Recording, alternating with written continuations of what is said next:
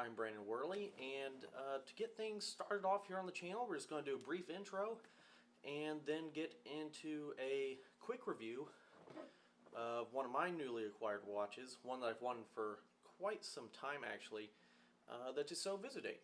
And you know, it's a watch that I think is kind of universally liked in the watch community, and so I'm happy to give my thoughts and critiques on this special watch. So anyway, about 5 years ago I started collecting watches. I started pretty much with just fashion watches. Actually, no, that's not true. I started with smart watches. I had one of the first LG Android smartwatches there was at the time, and then I got a Huawei watch and all that stuff, and then I sort of graduated to fashion watches. I had Tommy Hilfiger watches, Claiborne watches and stuff like that, you know, watches that just looked interesting and they looked nice, and so I thought they were nice. And not to say that they're not, but you know, once you find that first automatic Seiko, you kind of realize that there's a lot more out there, especially with the quality of the watch and discovering, you know, automatic compared to quartz. And there's nothing wrong with quartz, but automatic just, and I know most enthusiasts say this, automatic is just, it just has a life to it. It's just much more enjoyable for me to wear a watch that's got a mechanical movement in there with the sweeping seconds hand, and I really enjoy automatic and hand wound watches, but I do like quartz too. Quartz, there are some great quartz watches. Grand Seiko arguably makes the best, and so they're not to be forgotten. But anyway, so that's just a brief intro. As most watch reviewers and journalists and everybody does, I will do a wristwatch check. I'm wearing my Seiko SRP 773, the turtle. I put it on a Uncle Seiko strap that's really high quality. I really like what Uncle Seiko does. But yeah, so let's get into the review of the Tissot Visodate and take a look. Alright, so here is the Tissot Heritage Visodate. Rather nice looking watch. Now it is used, so you will see some scratches and maybe some dings on it. But I recently got this for, I think, a good price, for like $240 on eBay. And for a Swiss-made automatic watch, I would say that's pretty good value for money. But basically how we're going to break this review down is just into a few categories. We're going to break it down by timekeeping, movement, functionality, strap and bracelet, the finishing, the crystal, the case design, size, dial, and overall value. Now the first two categories kind of go hand in hand, the timekeeping and the movement. I'm not a huge stickler on, you know, getting everything down to the second with the hacking and everything. I know it can be a useful feature, and to some it drives their OCD nuts. To me it doesn't really bother me. But as long as it's within the minute, then that's good timekeeping to me. And from the time I've worn it, it does keep very good time. And I think the movement in it is a 2836. If I'm wrong, correct me down in the comments below. But I believe that's the movement that it utilizes. So good timekeeping, a good workhorse movement. Can't really go wrong there.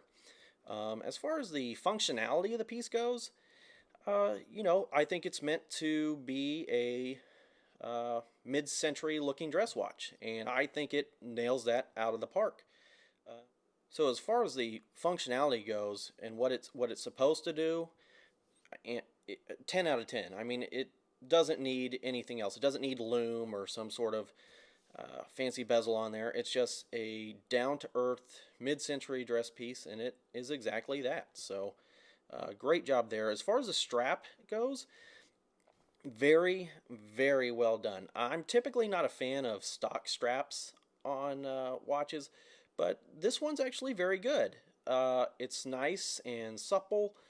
It's not stiff or anything like that. Now, granted, I did buy it used, so maybe it was broken in a little bit. Uh, but I really like everything about this strap. I might just keep it on it. I do love the signed clasp there. Very well done. But my biggest drawback about the strap actually is the clasp. So if we take a look here, let's pull this out here.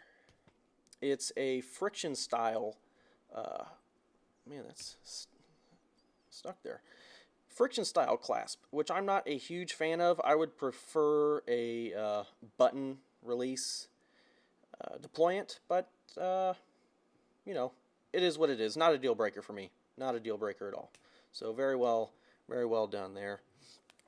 And oh, something I wanted to take a look at also was, and we'll get to this later, but when talking about the movement, it is very well finished, which starts our next category. So, you know, the finishing of the watch to me is very important.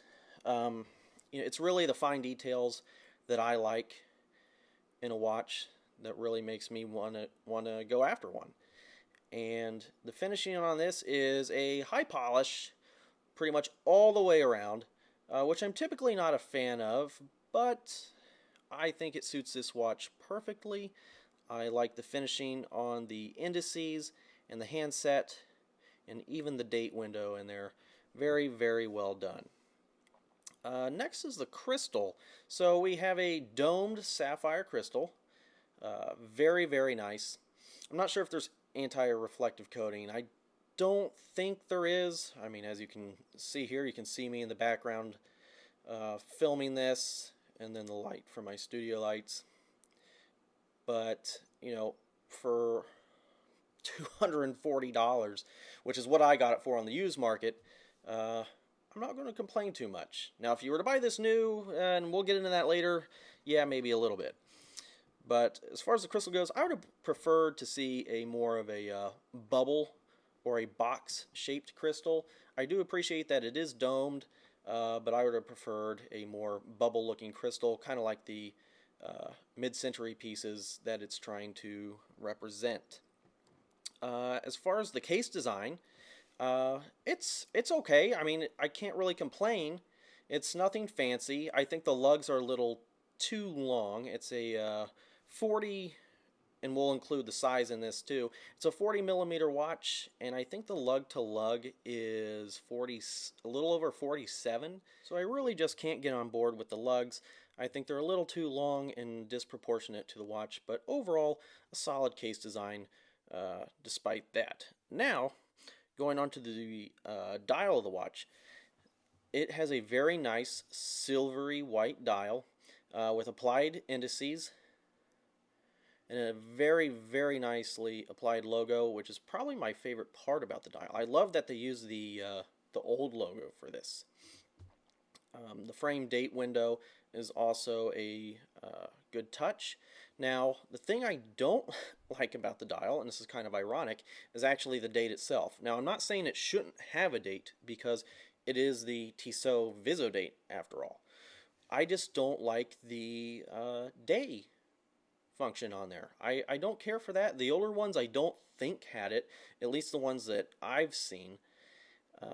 I just don't like the long rectangular block there on the 3 o'clock side. I just don't think it looks very good with this dial. I think if they did it with just the date function in there, it would look a lot better, similar to the older ones. But once again, it is a Tissot Visodate, so I can't really fault them too much for that. Now, as far as the value goes, and I've talked about this a couple times, great value for money. I picked this up for $240 on eBay. I think if you were to buy them new, it's like $675, I believe. You might be able to get a discount from an AD. I mean, you probably will get some kind of a discount from an AD and won't have to pay full retail price for this. But I would really recommend looking to the used market. I mean, you know, you're probably still going to pay 400 some odd dollars, maybe 500 some at a dealer, when you can pick these up on the used market for 240 to 300 bucks, anywhere in between there. The price of these have been steadily declining over the years, um, which is great for a watch enthusiast, because you know you can pick up a great Swiss-made watch with a workhorse movement for under $300. So really, really good value proposition there. So with the watch, let's go through our categories. For the timekeeping, I gave it an 8. The movement, I gave an 8. The functionality, a 10. The strap, a 9. The finishing of the watch, an 8. The crystal, an 8. The case design, a 7. The size, a 6. The dial, a 7. And value, an 8. For a total score of a 71. So it is a very good watch. You can dress it up, you can dress it down, you can wear it every day, and it just won't fail you. It's got that ETA movement in there that's a workhorse, and you know, will be very, very reliable. So overall, just a fantastic watch overall. And you know, like I said, if you can find one in the used market, I can't stress this enough. Pick it up, because it's going to be a really, really good watch for you. Alright guys, that wraps up this review of the Tissot Heritage Visodate. I hope you guys liked it. It was my first shot at it, and look forward to doing more in the future. We will keep an active leaderboard of the total scoring of the watches as we do more of these. Remember, the Visodate scored a 71 overall, so we'll see how it ranks against other watches going forward. And I look forward to making more videos, and look forward to reading your comments down below. Hit the like button, subscribe, and we'll see you next time. Thanks, guys.